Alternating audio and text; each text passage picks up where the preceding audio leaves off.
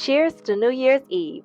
This year, I decided to kick off the celebrations with something unique and unforgettable, a wine blending class with close loved ones. In this vlog, I'll take you through the entire process, from selecting our base wines to creating the perfect custom blend.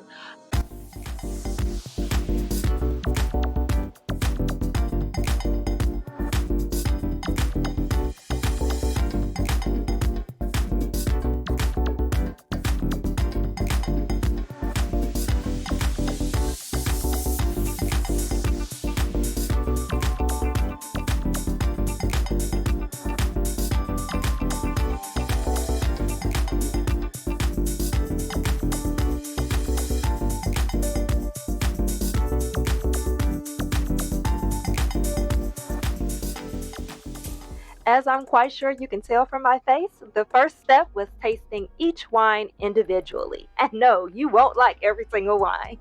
Our instructor guided us through the process of swirling, sniffing, and sipping. And quite frankly, yes, it's as fancy as it sounds. And as we tasted, we took notes on what we liked about each wine. The boldness of the Cab, the brightness of the Sangiovese, the surprising sweetness of the Palm, all brought something different to the table. And it was like choosing ingredients for a recipe. Each one would play a role in our final masterpiece. For this class, we worked with 3 incredible base wines: the Cab, the Sang, and the Palm wine. Each has its own distinct flavor profile and qualities. The Cab brings that bold, rich, dark fruit flavor and structure. Now, if you like a dry wine, that Cab is for you. Maybe it's not for me. Give me something sweet, all right? Then we got the Sang, which adds bright acidity and red fruit notes, making it lively and fresh. And lastly, we had my favorite, which is the Pomegranate wine, with its naturally sweet and tart profile that gives our blend a unique twist and a touch of playfulness. To me, it's something poetic about winemaking. It's been done for centuries, and it's all about creating balanced, flavorful, and unique concoctions. It's about combining different variables to highlight their best characteristics and bringing them together in unity. Here's something fascinating we learned during the class: the role of grape sugar in winemaking. Grape sugar is naturally present in the fruit and plays a big part in determining the wine's sweetness and alcohol level. During fermentation, yeast converts the sugar into alcohol. The more sugar in the grapes, the higher the potential alcohol content or sweetness, depending on how the winemaker decides to finish the wine. In blending, the pomegranate wine's residual sugar was a key factor. It added just the right amount of sweetness to balance the boldness of the Cab and the acidity of the Sangiovese. It's all about harmony in the glass. Next came the fun part: blending. From there, it was all about experimenting. It was like we were master chefs or we were mad scientists, one or the other. We're mixing and we're trusting our instincts and just doing our own thing. We measured and mixed small amounts in beakers, adjusting ratios to balance sweetness, acidity, fruitiness. It was amazing to see how even a small change, like adding 5% more Cab, could completely transform the flavor. So drop in the comments and let me know, are you a dry wine person or a sweet wine person? And after plenty of tasting and tweaking, I landed on my perfect blend. Now, I'm not going to give y'all my ratios, but just know, baby, it was sweet and it was hitting. And absolutely delicious. And the best part, we were able to tweak our formula, so make it larger so we could bottle it and take it home and share it with friends, family, and of course, what better way to celebrate the new year?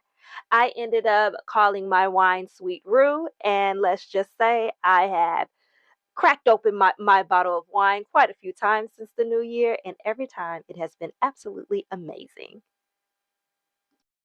I just wanted to know, based upon what I chose to blend together in my measurements, did I make anything that's like already a big thing? I did the palm So tell me, what's your favorite, red or white wine? And And it looks good, nice. Yeah, you got it. So Like it's delicious. yeah. So what you want to do is mix this up and maybe try something different, and then see which one's the best. Okay. I personally just want to go on record and say that that was not me who spilled all that wine right there. It was already there. But I just had to laugh because I was not sitting that far away from the barrel that had the pomegranate wine in it. And when I tell you clearly, we were a class of students that all of us were like, dry wine? No, thank you. Let's sweeten it up because the way they had to keep refilling that pomegranate wine was insane. But I don't blame them though because that was my favorite, no lie.